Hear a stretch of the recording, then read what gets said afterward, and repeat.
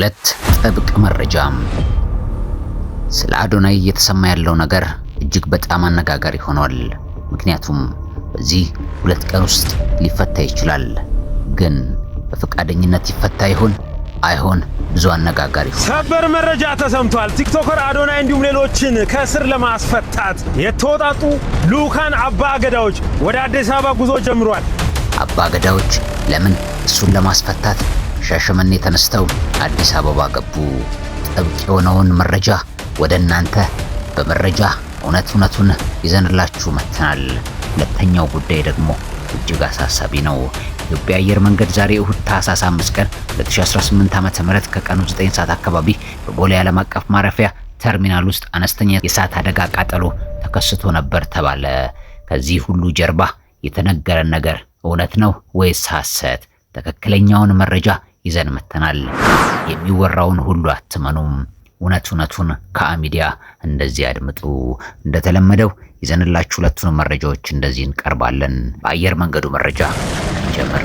ኢትዮጵያ አየር መንገድ ዛሬ እሁድ ታህሳስ 5 ቀን 2018 ዓ.ም ከቀኑ 9 ሰዓት አካባቢ በቦሌ ዓለም አቀፍ አውሮፕላን ማረፊያ ተርሚናል 2 ውስጥ አነስተኛ የእሳት ቃጠሎ ተከስቶ እንደነበረና ወዲያው በቁጥጥር ስር መዋሉን አስታውቋል። አፍሪካ የትራንስፖርት ማዕከል በሆነው በዚሁ ተርሚናል የተከሰተው ይህ ክስተት በመንገደኞች ማስተናገጃ ህንፃ ውስጥ እየተከናወነ በነበረ የጥገና ስራ ምክንያት የተፈጠረ መሆኑን አረጋግጠናል። እንደተመለከትነው እኛ ሚዲያዎች እንደ አየር መንገዱ መግለጫም ጭምር ለቃጠሎ መነሻ የሆነው በጥገና ስራ ላይ ከነበረ የብረት ብየዳ ፈጠረ የእሳት ፍንጣቂ ነውም ተብሏል። እኛም እሱን አረጋግጠናል። ይህ ፍንጣቂ በአቅራቢያው ወደ ነበረች አንዲት ትንሽ ክፍል በማረፍ እሳቱ ተቀስቅሷል። ይሁን እንጂ በስፍራው የነበሩ የደህንነት ባለሙያዎችና የአደጋ ጊዜ ሰራተኞች በወሰዱት ፈጣን እርምጃ እሳቱ ምንም አይነት የከፋ ጉዳት ሳያደርስና ወደ ሌሎች ክፍሎች ሳይዛመት ወዲያው እንዲጠፋ ተደርጓል። ቦሌ ዓለም አቀፍ አውሮፕላን ማረፊያ በቀን በርካታ ዓለም አቀፍ እና ሀገር ውስጥ በረራዎች የሚያስተናግድ እንደመሆኑ መሰል ክስተቶች የስራ እንቅስቃሴ እንዳያስተጓጉሉ ጥንቃቄ የደህንነት አሰራሮች እንዳሉትም ይታወቃል። በዚህ መሰረት አሁን በተፈጠረው ክስተት በመንገደኞች መውጫና መግቢያ እንቅስቃሴም ሆነ በበረራ መርሃ ግብሮች ላይ የተፈጠረ ምንም አይነት መስተጓጎል እንደሌለ አየር መንገዱ አረጋግጧል። በአሁኑ ሰዓት በኤርፖርቱ የሚገኙ አገልግሎቶች በመደበኛ ሁኔታ እየቀጠሉ ሲሆን በመንገደኞቹም ላይ ምንም ስጋት ጉዟቸው እንዳላደረገባቸው ተጽዕኖም እንዳልፈጠረ ታውቋል፣ አረጋግጠናል። ኢትዮጵያ አየር መንገድ የስታር አሊያንስ አባልና በአፍሪካ ቀዳሚው አየር መንገድ እንደመሆኑ ለደንበኞቹ ደህንነት ቅድሚያ እንደሚሰጥ በድጋሚ አረጋግጧል። በተለያየ መንገድ እየተወራ ያለው መረጃ ሐሰትና ይሄ ትክክለኛ እኛም ጭምር ያረጋገጥነው መረጃ እንደሆነ ለማሳወቅ እንወዳለን።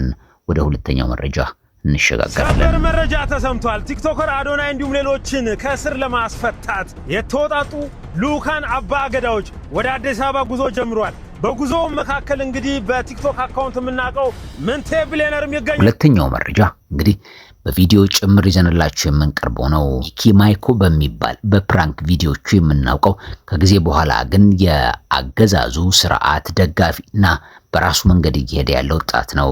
በቲክቶክ ገጹ ላይ ትክክለኛና እውነተኛ ያለውን መረጃ እንደዚህ አጋርቷል። አዎ ሙሉን ከመልቀቄ በፊት ይህንን ጉዳይ እኛም ደውለን አረጋግጠን ነበረ። ጉዳዩ አሁን በአባ ገዳዎች እንደተያዘ እኛም አረጋግጠናል። ከሻሸመኔ ተነስተው አዲስ አበባ የገቡ አባ ገዳዎች ጉዳዩ ውስጥ ለምን እጃቸውን ለመክተት አስፈለጋቸው? በእነሱስ በኩል ማለት ለምን አስፈለገው? ጉዳዩ እንደዚህስ እንዲሄድ ማን ነው የፈለገው?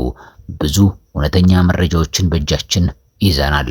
ከዚያ በፊት ግን ለዛሬ ይህንን በሚኪ ማይኮ በቀጥታ የተለቀቀውን ቪዲዮ አረጋግጠን እውነተኝነቱን ስላረጋገጠን ወደ እናንተ እንደዚህ ሙሉ እንለቃለን።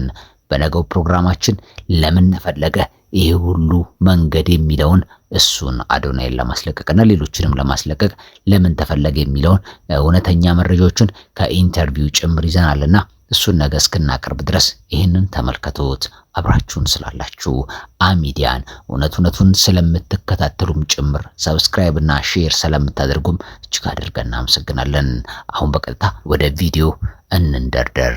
ሰበር መረጃ ተሰምቷል። ቲክቶከር አዶናይ እንዲሁም ሌሎችን ከእስር ለማስፈታት የተወጣጡ ልኡካን አባ ገዳዎች ወደ አዲስ አበባ ጉዞ ጀምሯል። በጉዞው መካከል እንግዲህ በቲክቶክ አካውንት የምናውቀው ምንቴ ቢሊየነርም ይገኝበታል።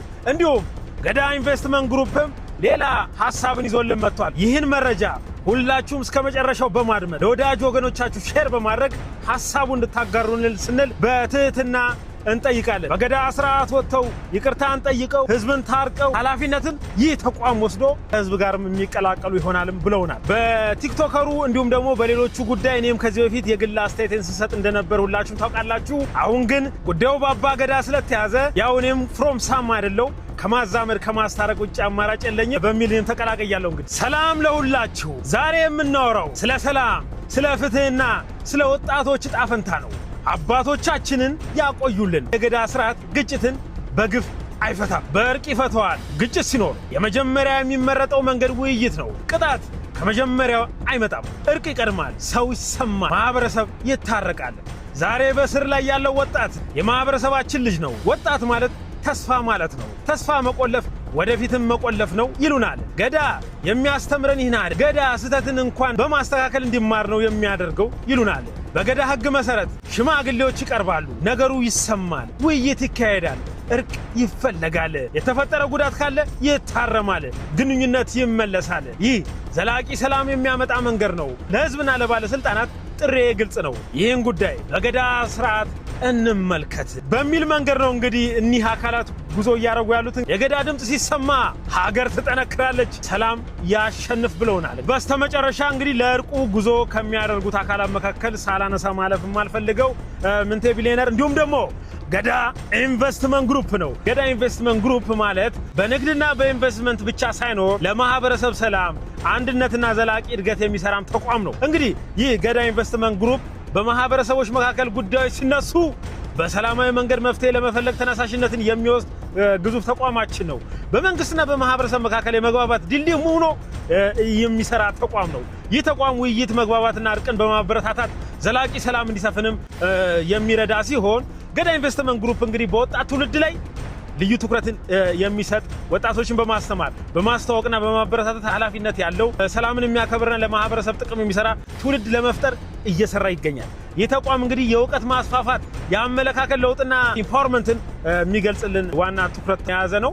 ቲክቶከሩ አዶናይም እንዲሁም ሌሎችን በተመለከተ ከስር ተፈተው ወደ ቤት እንደሚበቁም የምናይ ይሆናል። በገዳ ስርዓት ወጥተው ይቅርታን ጠይቀው ህዝብን ታርቀው ኃላፊነትን ይህ ተቋም ወስዶ ከህዝብ ጋርም የሚቀላቀሉ ይሆናልም።